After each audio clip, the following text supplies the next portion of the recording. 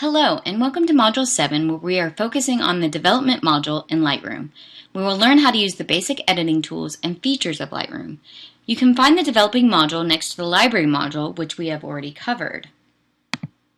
Some things will stay the same in this module, like the histogram and navigation. We have some editing tools and features on the right-hand side that we'll go over, and on the left-hand side we have preset, snapshot, and history that we'll also begin to cover. First, I want to focus on the histogram. The histogram in the Developing module has extra features. In the corner, we actually can turn off and on clipping warnings.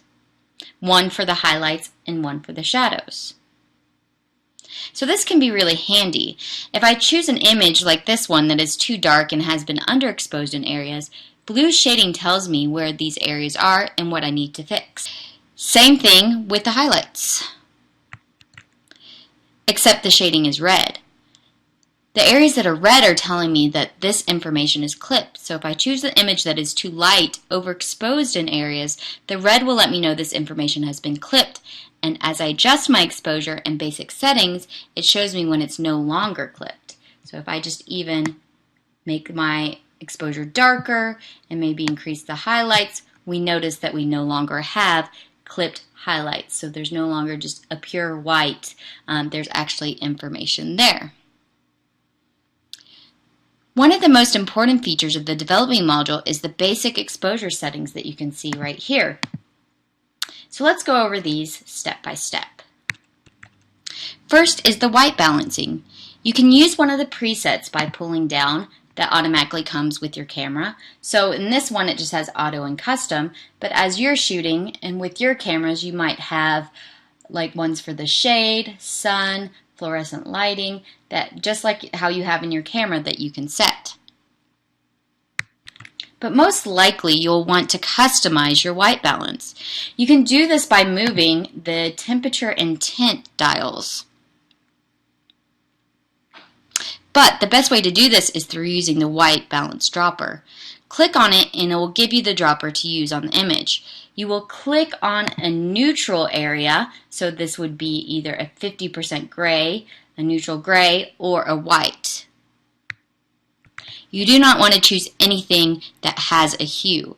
If you did this correctly, you will have a correctly white balanced image. So on this image I can see there's a lot of different hues, but I went for her sweater that I'm assuming actually is a gray. So if I click on it, supposedly this is the correct white balance. Remember, white balancing your whites will actually look whites. So if this is not the case and it's incorrectly balanced, then you might want to adjust the tint or the temperature of it, so either making it warmer or cooler here to make it have an accurate white. Note you may have seen some professional photographers that might have their models using something called gray cards that they have models hold up. This is a great tool to have around to make sure you're white balancing your image with a perfect gray neutral tone. So under the color balancing, we have the basic features that have to do with exposure. First, we have the exposure dial that it's literally changing your exposure by 1 to 5 stops. So you can overexpose by 5 stops, which we can see that we're completely losing our information and it is getting overexposed, or we can underexpose our shot by 5 stops. If I've made a change I don't like on this exposure, I can double click and it brings it back and zeroes out my change. Also, I want you to note that there is the reset button, so any changes that you have made, if you made a couple that you do not like, you can always go and reset the image. Contrast is next. And the best way to understand these operations and what they do is actually to move the dial from left to right.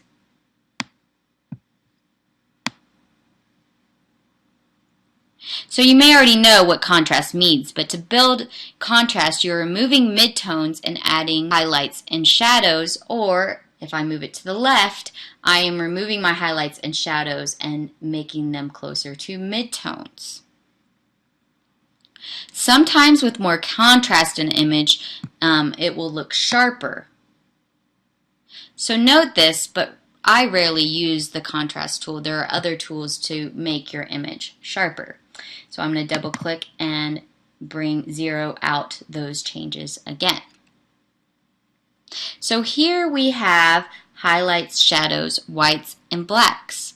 So let's test these out. So let's first focus on highlights and whites.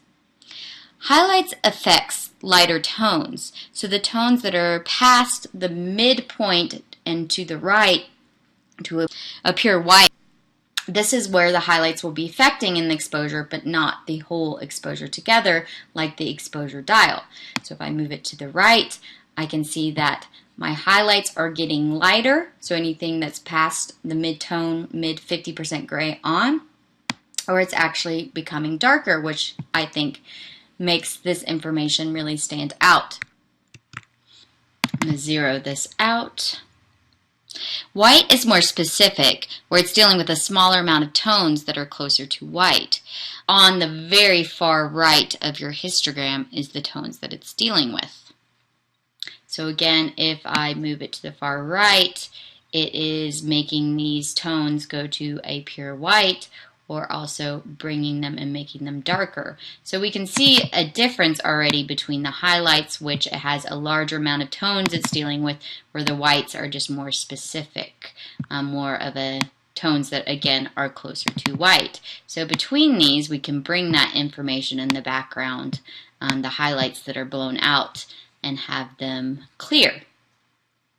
So shadows and blacks are the same concept, but switched. So if we're looking at a 50% gray here, anything to the left of this is what shadows is dealing with, either making the shadows darker or lighter.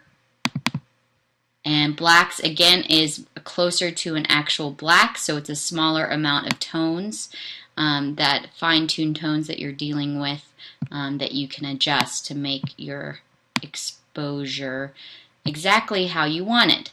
These are very nice features because it's not actually changing the whole exposure, but dealing with those fine-tuned tones to adjust them to make every part of your image clear and have information there if desired. We also have these presence settings, so clarity, saturation, and vibrance. Again, the best way of knowing how they will work is by playing with them. So if I move my clarity back and forth, I will see the extremes of how it works. So this seems very close to contrast, but also when I move it far away down, it makes it softer. So it's either making it sharper or softer in this case of clarity. Now, what it's actually doing, it's very similar to contrast and it can get very confusing, is it's working in that same way. It's either adding more midtones or removing midtones, but it actually is focusing this into the areas that already are midtones, if this makes sense, where the contrast is focusing on edges where there's already those highlights and shadows. So clarity will bring just an overall sharper image. Again, if I overdo it, this is probably too much clarity. You always have to be careful because it can start to look kind of like a canned filter process where people automatically will be like, oh, you overused clarity. A lot of times there's comments like that. So you never want to do too far. But also if you're going down, it's also softening the image. So depending on the effect, which most people do like to bring it up a little bit to have that sharpness, you can use clarity to do that. Now, there are other tools to add sharpness to your image as well, so this is not necessary. So if this does not interest you, you can just zero it out again. Vibrance and saturation. So let's skip vibrance for a second and move down to saturation. Desaturating your image, so you're removing all the hues and making it a black and white image. If I increase it all the way to the top of my hues, I'm changing the brightness of these hues dramatically. Where vibrance, we can already see the difference if I bring it down to the left or to the right. This isn't as drastic because vibrance is actually taking the brighter hues, like the reds and the greens, that are not as neutral as our whites or our grays in our brick, and keeping those but desaturating everything else, or in this case, enhancing those, but leaving these other kind of more neutral hues exactly the same. So it's just focusing on the brighter hues and making those adjustments for that. If I really want to work with color though, I would go with more advanced section, which is HSL color in black and white.